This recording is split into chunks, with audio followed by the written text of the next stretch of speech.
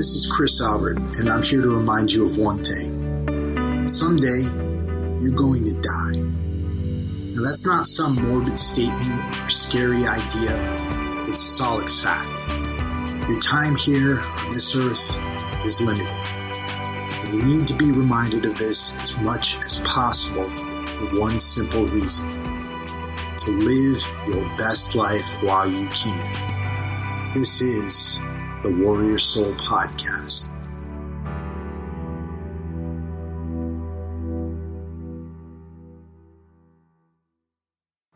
What's going on, everybody? Welcome to the Warrior Soul Podcast, and this is the second edition of our podcast network episodes with Mike Ergo from Transitions from War.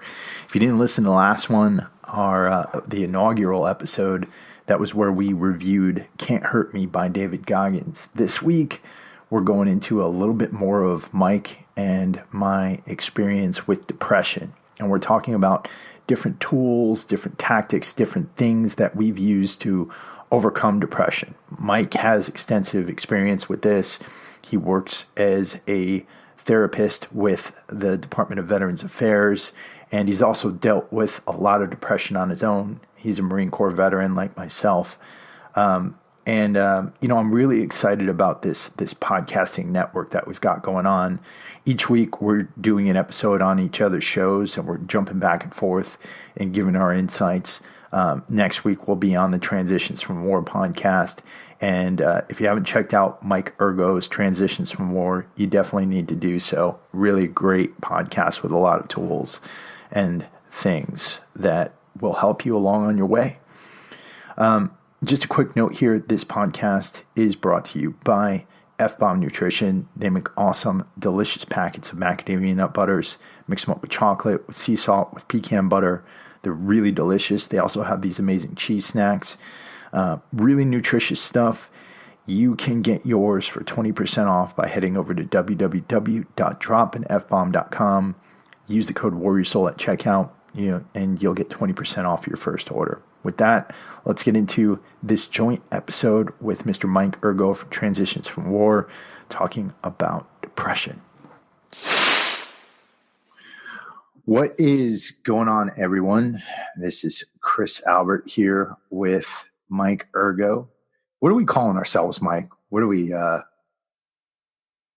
don't know, man. Veteran Podcast Network sounds a little too generic. Veteran Podcast. We call ourselves,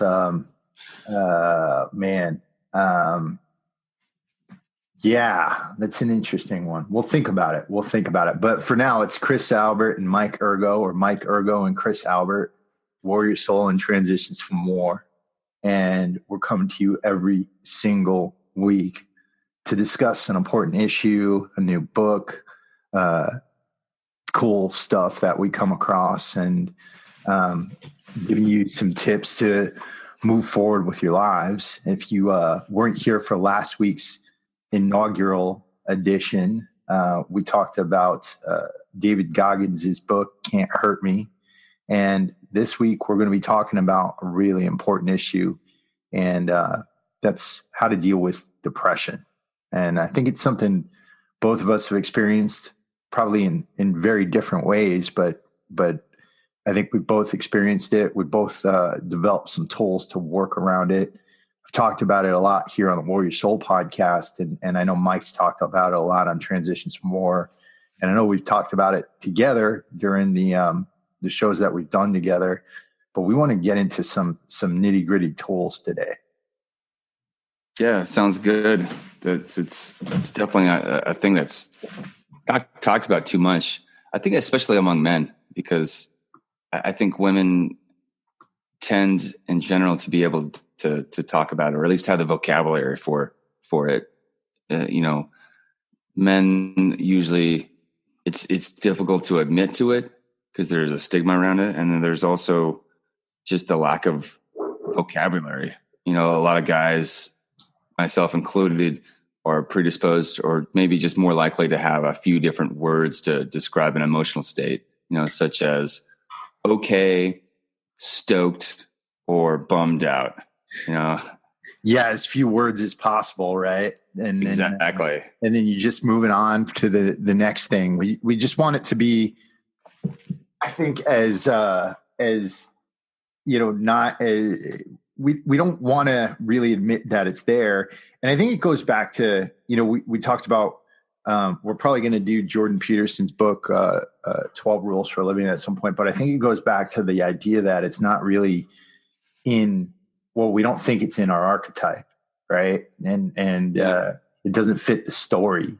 And I think men, it's important for us to try to live by an archetype. And, if we could figure out an archetype that includes that in the story and where we can own our story, I think it'll be a lot easier to talk about. But so talk about your experience with depression. When did it start for you, man? Yeah, this has been a lifelong thing for me. And the more I look back on my life, the more I can see it there. And I think some people are more predisposed to have it. And I actually went back and I did the 23andMe genetic testing. You spit in a cup and then they tell you a couple different things. One, different markers for ancestry, but then two, different markers for like health benefits and risks. Mm-hmm. And I used that information and I plugged it in. It's interesting because once you have that genetic information, you can plug that into different websites, and some that ask you to pay and some that are free. But so I came across this other website. I think it's geneticgenie.com. And I'll send you the link so we can put it in show notes. But it was something that it was looking at genetic mutations. So just differences in DNA from person to person. And some of these mutations predispose people to be less likely to reuptake or to utilize things like serotonin and dopamine. Mm-hmm. And I definitely have genetic variations on those specific markers. So I realized that, okay, that makes a lot of sense because I look back at my life and early, like growing up wasn't too bad. Everything was pretty good, relatively speaking. I had a place to sleep. I had people that cared about me and I had a safe environment to live in. But I look back and there's just a dark cloud over me. And so some of it was genetic and some of it was ways of dealing with it. But I can definitely relate more to the periods of my life since I've got out of the Marine Corps and kind of tried to find purpose or just the more recent examples of when I've kind of fallen into that dark hole of depression. Yeah, for me, it goes back to childhood. I've done the 23andMe test. I haven't done what you're talking about, so I'm going to have to upload my stuff into that website. So I'm looking forward to getting that. But yeah, for me, I mean, it goes back to childhood, and it's like I think it came about because it was a feeling like I couldn't fix my life, right? Like I felt like I had no recourse to try to fix things that were going wrong in my life. Now, what was going wrong in my life at the time? Well, I didn't have a dad. I had my mom, and I was really, really lonely, I think, as a kid, and just spent a lot of time by myself. And one of the things I've grown to understand as an adult is that human beings are very social. And if you're not around other people, it allows you to go into certain holes in your brain, right? So you dig yourself into certain holes. And I find when I'm by myself too often, a lot of times I'll dig myself into a hole of despair. And it's not really it's like these mental constructs I'll create, the negative self-talk, you're not good enough to do this, or you're not good enough to do that, or you're not good enough to, for example, running my business. I spent a lot of time alone over the last few years running my business, and it was a constant battle. Like, you don't deserve this business. You don't deserve to be here. You don't deserve this. You don't deserve that. There is no reason why you should be doing this. You should just go get a job at Starbucks, that kind of shit. Yeah. And then you don't have other people around you to check those thoughts and assertions, right? Right. Exactly. And because you don't have anybody to talk to about it, you end up, validating that conversation in your head, and it becomes part of you. It becomes part of you. And, I found that I need other people. As much as I hate it, as much as sometimes I hate being around other people, I need other people. I need other people to talk to. It's a necessary thing. And not just for the validation or things people say, but we are wired. We have what's called mirror neurons. So like you're looking in a mirror, but these mirror neurons, when you're with other people, you can experience feelings that they're having. And that's the core basis for compassion and empathy in the human race. And so that's how we get along. That's how we evolved, to cooperate and work together.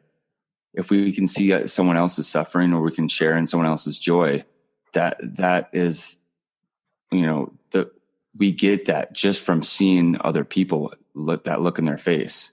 So it's like almost like living vicariously through them in a way.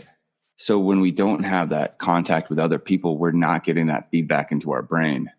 And that's why we look at the archetype of the crazy loner who lives in the woods, maybe the Ted Kaczynski type, is there because they're not getting that feedback from anyone else. And so those assertions that you make, the negative self-talk, then gets confirmed by your own further negative self-talk. And so you're building a house of cards on that, like, negative shit talking yourself. Yeah, no, exactly. Let me ask you this: when you were in the Marine Corps, what was your level of depression? Like, what were you experiencing? I think I remember calling home once, and I think telling my own mom that I was in a funk, just kind of down. But for the most part, I was towards the beginning too, when I was just, getting the shit hazed out of me. Yeah. But I think for the most part, I was happy to be with the people I was with, and the circumstances were difficult, but that feedback I was getting, reading those subtle cues and the nonverbal communication from other people, and just being part of something, was really positive. Mm-hmm. Yeah. For me, I think when we were busy, I tended to not have as much depression. So like if we're on deployment, or if we're we're doing a workup, or we're doing a lot of training, or like periods when I was boot camp, things like that. That's when I think back and I'm like, there wasn't a lot, but periods when, like, we were up at Camp Schwab, Okinawa, and we're doing nothing for a little bit. And I remember that period being like one of the most depressive periods I'd ever had, because I'd find myself walking around and just like doing nothing. And like, okay, it's time for chow. Okay, it's time to go back to the barracks. Okay, it's time to do this. Okay, it's time to do that. And that's when I would be like really, really dark. But I think in those periods, what kind of helped was, trying to get a lot of PT in, trying to get, trying to make something make noise in the kind of quiet that was there. That's true. That there's something that, which goes along with the Marine Corps culture of rampant alcohol abuse. And alcohol is a depressant. So that fed into periods of times of being depressed. But I think that no matter what the circumstance was, that if you get into and start feeling depressed, start feeling low, you start feeling a feeling of low self-worth and feeling stuck. There's no matter what it is, there's definitely a few things that can be done no matter why you're feeling depressed, which is one of the things we can get into. Mm-hmm. I think one of the things that has really helped me is, and this is counterintuitive. So not resisting the feeling of that sadness or the depression or whatever it is. So much energy can be spent pushing it away and be like, I don't want to feel like this. Why is this here? Fuck this. But when I've allowed myself to stop resisting whatever needs to be felt, like there's a stuck energy that needs to move through something I'm not dealing with that needs to just pass through me. And for whatever reason, by resisting feeling that, I'm keeping it there longer. This really simple breathing exercise that one of my old mentors taught me was, whatever the feeling is that you don't like, you can imagine yourself greeting it as you breathe in, silently in your head, just saying, for the example for this would be, hello, depression, as you're breathing in. And then as you breathe out, saying, my old friend. And it's a simple way of reclaiming your breath. So you're breathing and you're allowing yourself just not to resist it. And a lot of this happens kind of subconsciously, but it's a way of allowing yourself to feel whatever you might be avoiding.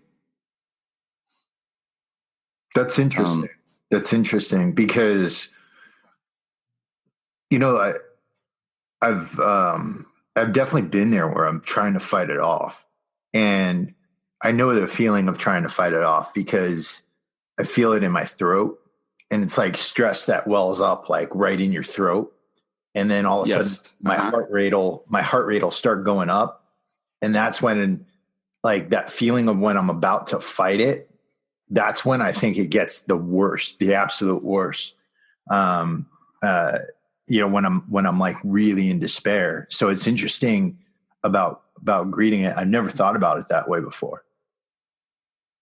Yeah, I can relate to what you're saying about feeling that in the throat and just not wanting to be there. And for myself, we all have our different ways of dealing with stress and discomfort. My go-to has always been to disappear or dissociate, just kind of in my head, just completely check out, almost like I'm invisible.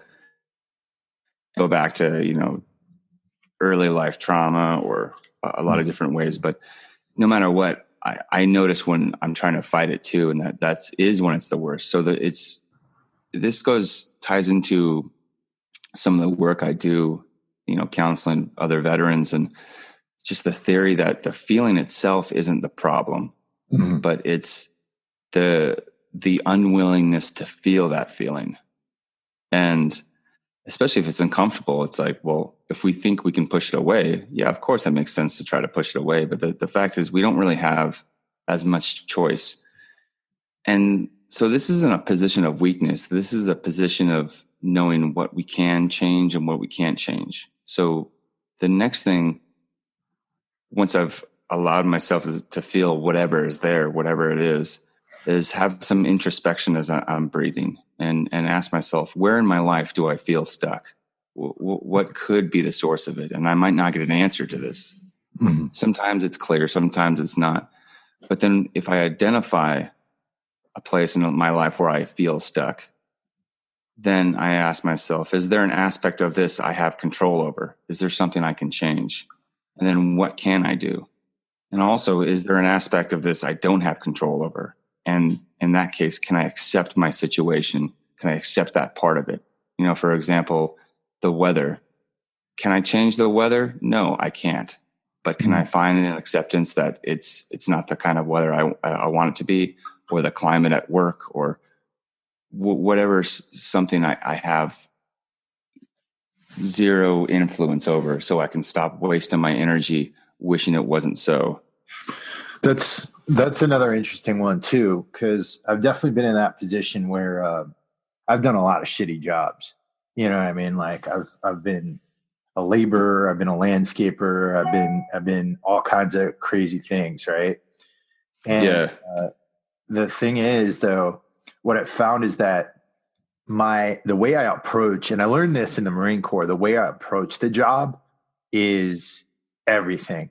Because like I remember like, you know, cleaning steps with a scuzz brush, trying to make sure that like all the scuffs were out of the steps, and I made it fun, right? And I made it like exactly. like a game, and that was everything. And that was like one of the best days of boot camp, I remember, because I was cleaning the scuzz brush, and we had so much fun just trying to get these scuffs out.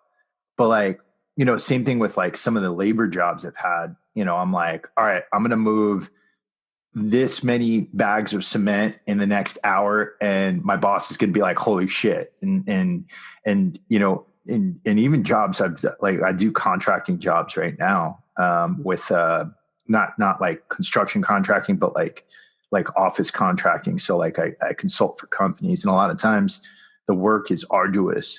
And, you know, I think to myself, all right, I'm going to knock this CEO socks off.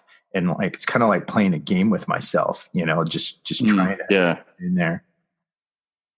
Yeah, that's a good point. And so you notice like the mindset is everything. But then when it comes down to it, really, like how can someone apply that mindset? And I think the creativity helps. Like you said, you make it a game, or you find an aspect of something as miserable it is that you like, or can you even kind of make a joke out of.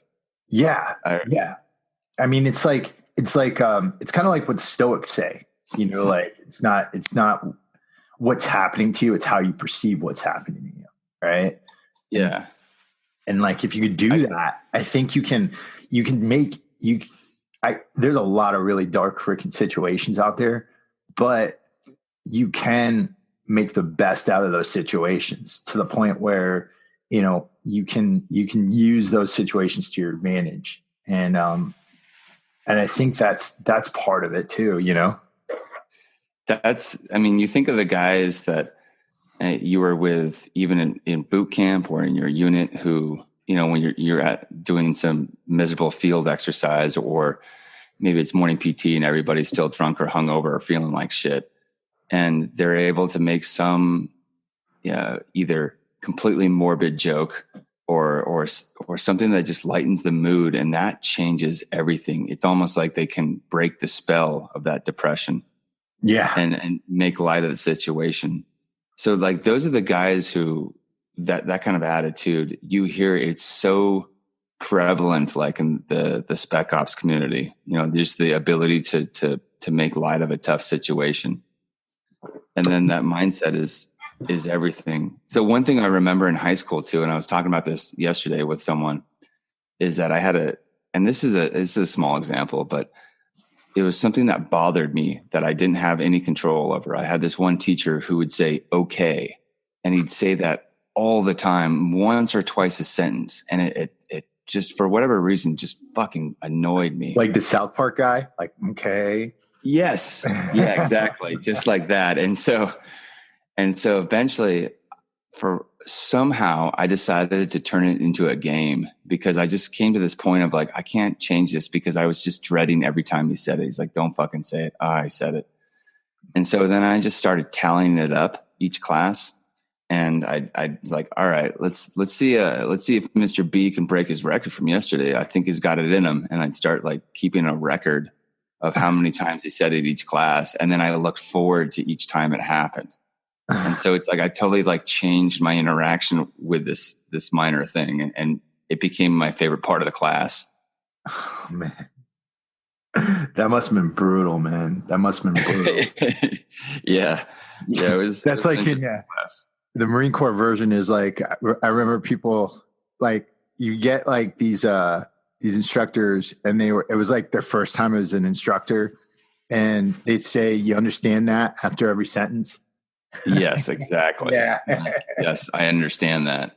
Yes. And you hear people using, just even swearing the wrong way. which became so prevalent at boot camp. I remember the first couple of weeks, I'm like listening to all these drill instructors be like, all right, get your damn freaking, boots and get your damn freaking socks. And you're like, nobody talks like this. And then it took on, it became an epidemic. One thing I was looking at in my own life, where I noticed, so lately I feel like I'm coming out of it right now, but I went into a deep depression, right after I lost my dog in October. And this is a dog I had since right after I got out of the Marine Corps. So he helped me through a lot of tough times. So I've been in and out of some pretty deep depression since October. And one thing that I noticed is that I did some introspection this last week. And I noticed that I asked myself those questions. Where do I feel stuck? And part of it was at where I work. I feel stuck there. And some of it has to do with, how I'm dealing with other people. And I looked at, so what can I control? And some of it had to do with having a couple of difficult conversations with people that I didn't want to have. It's uncomfortable. And then once I realized that there was a way out, if I was simply to do a difficult thing, my mood started to shift. And then part of it, as I realized, that there's some certain circumstances at work that I can't change, how people are, their personalities, certain aspects of the job. And can I accept that and just let go and let it be how it's going to be? And I noticed, it wasn't instantaneous, but I noticed just pretty shortly after how my mood started to shift because I saw a possibility. So that feeling of stuckness, that nothing's going to change, it's going to be miserable, is central to depression. So even seeing the possibility of something change can shift the mood and help you, pull out of that pit. You ever experienced that? Yeah. Well, as an entrepreneur, all the time, because like I said, I'm a one-man team a lot of the time. And, a lot of times, I've had situations where, I'm wondering where the heck my next batch of money's coming from. Right. Cause I've gotten down to points where I'm like, how am I going to pay for groceries? How am I going to pay for, I've been in positions where I couldn't afford a cup of coffee, and there was no immediate, very apparent change that I could make in order to switch that up. Right. It was just, you had to move forward or you had to figure something out.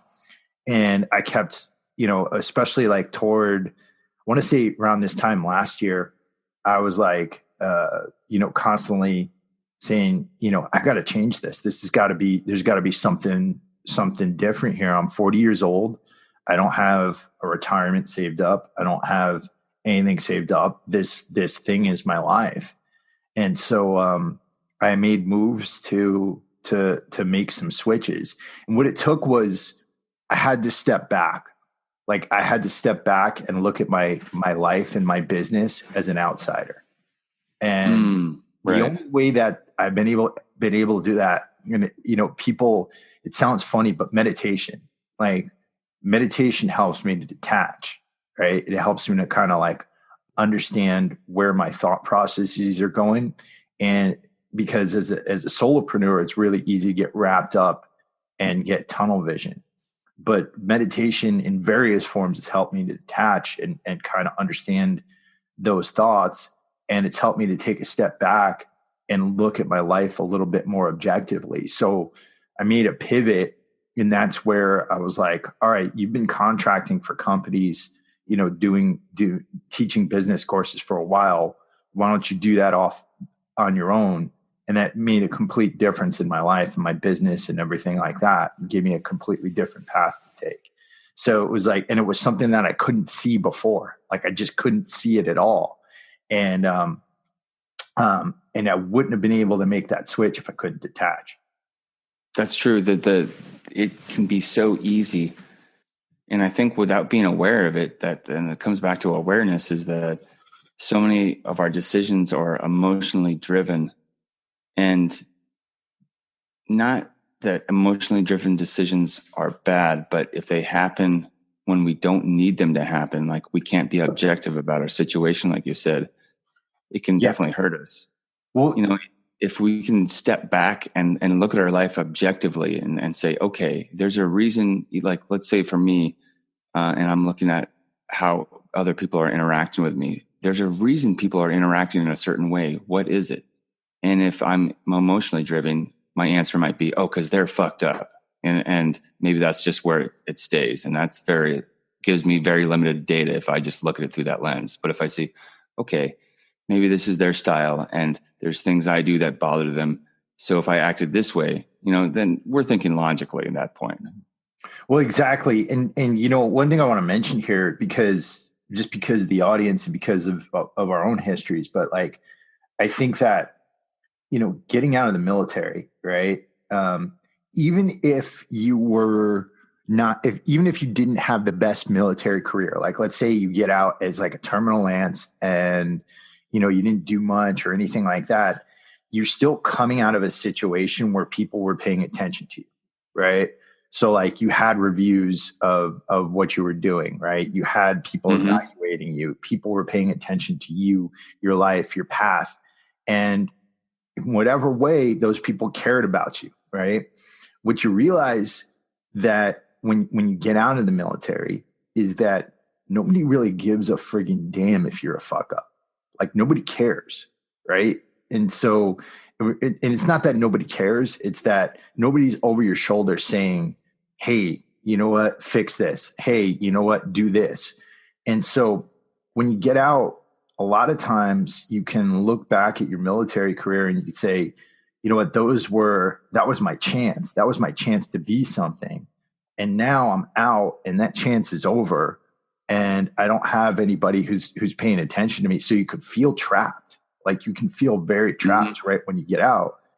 And I think it's important that when you do get out, you try to get yourself into another situation where you are in a position to feel like you have a mission, like you have people who are depending on you to do things. And I think that's so important. Even if it's just to plan a party or plan a group run. And that's one of the reasons I really, really love the group Team RWB, which I'm a part of up here in Sonoma County, because you get that tribe of people and you get that feedback from other people. And it doesn't have to be anything important. Like you don't have to be a firefighter putting out structure fires or doing anything really intense, but it's the social interactions themselves and the teamwork. Let me ask you this, Mike, because I think it's important before we get off, the nature of your work, right? Because your job is to counsel veterans. Have you, and you were talking about the mirror neurons, does your job impact your mindset at all? Like, have you ever had that happen, and how do you prevent that from happening if it does? That's a really good one. At first, when I was an intern, so I'm a licensed clinical social worker, and I direct a vet center, part of the VA. When I was interning and working in the city of San Francisco with the homeless outreach team, we'd go around and find homeless people that our kind of our unwritten, mission statement was that we'd find people who, even if they had the money, wouldn't be able to pay for an apartment. They didn't have the ability to do that. And I encountered a lot of poverty, drug abuse, just really sad situations, and people just being evil to each other a lot of the times, a lot of suffering. And I didn't know how to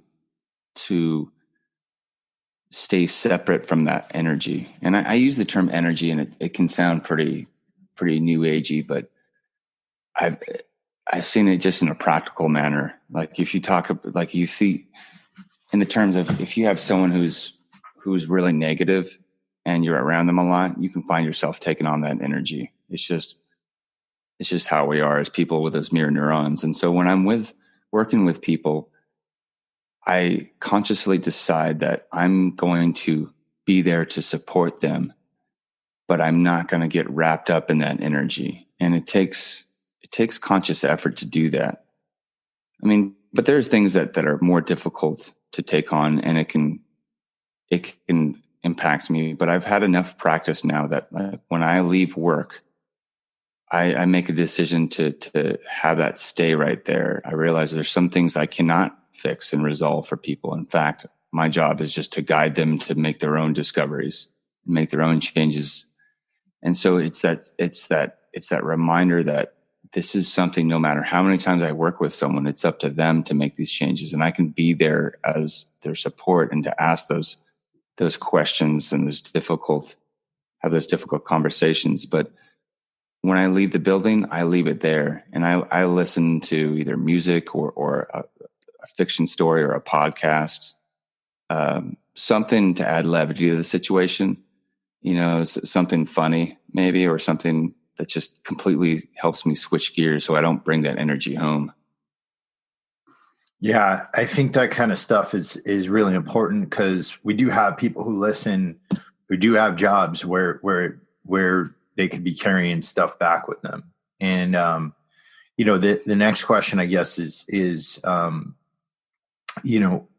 thinking back with your experience in the Marine Corps, could you have applied anything that you know now to what you were doing back then? Oh, definitely. My mental strength, I can endure physical stuff. I mean, you learn that from day one in boot camp, but my ability to deal with, I don't know, situations I couldn't change, or I'm trying to think other different personalities. In some ways I was still pretty immature, mm-hmm. and I could have definitely applied my ability of breathing, stepping back, just like you were saying, stepping back and looking at a situation and seeing what I can control, what I couldn't, what I could make a game out of, what I couldn't, and allowing myself to feel certain feelings. It was pretty easy just to push it off and kind of white knuckle it through. And I think the alcohol use definitely played into that, or at least the level I took it to. Yeah, no, absolutely. So there's a few practical things too that can help anyone when you're in that state. And one of them, which I'm a big fan of now, ever since I started doing open water swimming in the San Francisco Bay, was just cold water. And why cold water is because cold water, there's a physiological effect that happens. When you jump into cold water, it shocks you out of feeling depressed. I mean, your body all of a sudden feels very awake. But there are, and without going into the science of it too much, it's the easiest way to make a change in your body. It can be daunting to say, okay, I'm going to go have a hard workout, do a CrossFit workout or something like that. Things like that really help. But if you can just take a cold shower or jump in a cold body of water, that will instantly change your outlook on life. That's something I've done every morning. I mean, I'll get in there, I'll run that shower. I'll stay under the cold water for about 3 minutes, and then it really helps. It really does help. And I was a big skeptic about it at first. I was like, fuck this hippie shit, it's stupid. But just try it, and it feels great. Yeah, and then you get a rush of endorphins after. Because your body's like, well, what the hell is happening? Make this person feel better. So there's real scientific explanations for why it works, but it definitely snaps you out of it. It gets you out of that rut. Another thing is sunlight exposure. Even when it is wintertime if you can get out and have some sun exposure in large parts of your body, like say your back. So if you're in an area where you can walk around without a shirt on, or get some sun on your face, on your shoulders, then that's going to help your body, get that vitamin D. And some of us have a requirement for more of it than not. That's what another thing I learned with my genetic information is that I need much more vitamin D3 or vitamin D than the average person. So the sun exposure. Yeah. Yeah. It's easy for us to say that. The rest of the country is about to go into 25 below. I know. And I'm outside like, God damn it, I got to put a sweatshirt on. Another thing too, that anyone can do is going on a walk. And why this can sound simple, it's pretty powerful, because if you think about depression as stuck energy, it makes us feel stuck. Anyone who's been depressed knows how hard it is to get up out of bed sometimes, or just to do basic things that usually aren't that hard to do. So maybe even going to the gym is more than you can do in certain days when it's pretty bad. But if you can tell yourself, okay, I'm just going to go on a walk, and I'm going to walk to the end of the street. And then if by then I want to turn back, I'll let myself turn back. But you give yourself a very easy goal that you can start off with. Just movement itself brings possibility. Just movement itself is a physical representation of moving forward and not being stuck. And I was so surprised to see how much that affected my outlook on things. Just the physical act of running and moving was something that Lisa Hallett, who started Wear Blue, Run to Remember, used to deal with the grief of losing her husband in Afghanistan, who was an Army captain. And I realized that when I've used working out, running, physical movement, that it helps me to physically and mentally move forward. Yeah, that's cardio exercise in general has just always helped me to feel better. Like always helped me to feel better. And I remember, because I grew up on the East Coast, and during the wintertime, nobody does cardio over there. Like very few people do. Because it's cold. It gets cold, freezing cold. Everybody puts on 15 pounds. Everybody puts on like a layer of clothes so you can't see your body. And then everybody like stays indoors and everything like that. And I gotta say, doing that out in nature, like out in the fresh air, is so much different from doing it on a treadmill. I mean, a treadmill is good to go, but just being outside and like catching the air in your lungs and getting the proprioception of like hitting like different terrain and things like that. It's such a different brain exercise. It is, because it's this novel experience of seeing different patterns and things in the shapes of trees and plants that gives your brain, it lights up certain parts of your brain and allows other parts of your brain to calm down. And I think now more than ever, it's important to do. So I found when I'm depressed, I'm more likely to be spending too much time on social media and looking at other people's profiles and this idea that people are doing so well because they post these inspirational things or these pictures of them doing well, and internally I'll start comparing and I'll be more depressed. But more than that too, we get this reaction from these notifications and likes and comments and things. And yeah, it's a dopamine hit every time exactly. It hits up, and we become addicted to it. And if you're not getting that feedback, then you fall into like a little bit of a depression. And I've pulled back a lot from social media in 2019. I haven't been posting as much on Instagram, not because I don't want to keep posting on Instagram, but because I'm constantly sitting there like thinking, all right, what can I get likes with? You know what I mean? And when I start thinking like that, I'm like, I'm kind of done with it, and exactly. want to get the message out there, but it's still, not at the cost of the mental numbness that comes from doing that. Yeah. And that's why taking a break and even just sitting outside and just being with the sounds of the wind or being around some of the natural life outdoors is so beneficial to recharge. Yeah. So yeah, man, jump in that cold water, get some sunlight exposure, maybe take a vitamin D supplement, and get outside and stop checking your fucking Instagram like a fiend. Yeah. I'll also add clean up your diet. I mean, so many things that, if you're constantly just eating sugar, I mean, sugar in and of itself can cause a lot of things, but like if your hormonal balance is off because you're not getting what you need in your diet and you're not producing, enough testosterone, if you're overproducing cortisol because you got a really inflammatory diet. I mean, there's so many things that could lead to depression if you're not taking care of yourself, not taking care of your nutrition.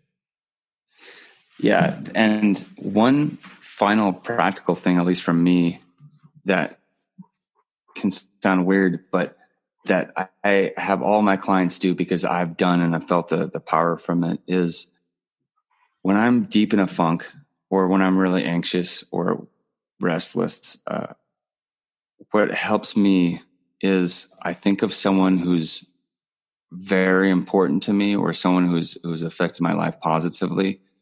And I'll either find them in person or it's usually on the phone and call them up and thank them for being so important to me. And so this is the practical aspect or the practical way of expressing gratitude. We hear gratitude a lot, but this is how it's done. Really putting yourself into it and thanking them for how they've impacted you and telling them what it is about themselves that's so cool or so good. Mm-hmm. That is something that because gratitude is one of the only states or feelings that we can really harness or create ourselves. Mm-hmm. And that is such a lightning, fast way to get out of a funk that it can't be overlooked. That's huge. Awesome, man. Well, so this is the second joint episode of the Warrior Soul Transitions from War podcast. We got to come up with a name of this. I bet someone listening to this might have some cool ideas. Yeah, if you guys have some names for this network that we're putting together here, and the way it's going to work is 1 week we'll be here on the Warrior Soul podcast. The next week we'll be over on the Transitions from War podcast, and we're kind of going to go back and forth, unless we find another way to do it. But I think that's the gist of everything.